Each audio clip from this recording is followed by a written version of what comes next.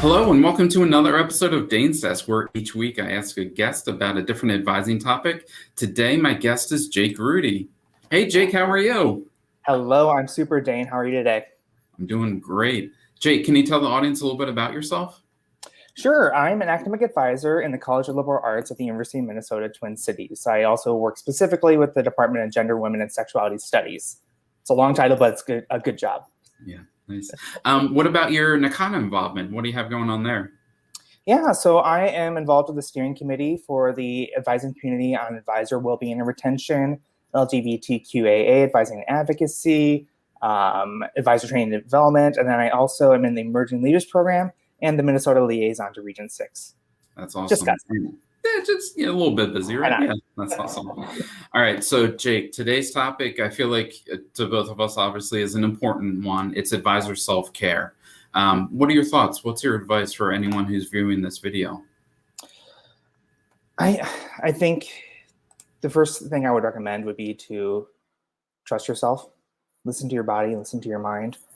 I also want to encourage folks to research. Your institution might have some really great resources and support services available to staff that we always might be thinking about in our work with students, but they're also essential for staff as well to make sure that we're taking care of our physical selves and our mental health as well. And I guess that's another thing. Don't forget your mental health. I'll be honest and be pretty vulnerable. Like, starting therapy has been a really huge thing for me, not just obviously personally, but also professionally, as it helps me navigate, especially during these transitional times that we're all experiencing. It's helped me navigate my own needs and my own goals, and how do I balance my work with my not work, because I think that's a critical thing. It's up to us to do that, because our work can always seep in. We can always be looking at one more email, but if we don't tell ourselves to not, we're just going to keep going. So I guess trust yourself, listen to yourself.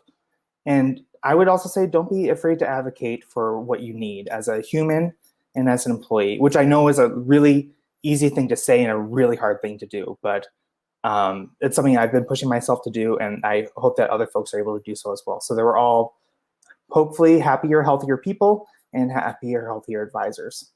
I think that's where I would go. That's awesome. Yeah, and thank you. And I appreciate you being open and honest. And I think, being connected to the well-being and advisor retention advising community, one of the phrases that I heard a while back that has always stuck with me and will always stick with me is, it's okay to not be okay, right?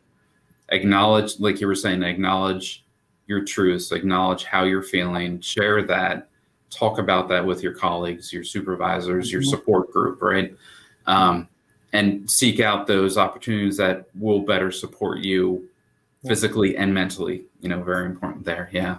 So I do encourage our viewers to check out the advising communities, a lot to get connected with there. Check out the Adventures in Advising podcast, subscribe to our YouTube channel here. And Jake, thank you very much for being a guest. Thank you, Dane, for the opportunity. Thank you for your time, and thanks everyone for watching.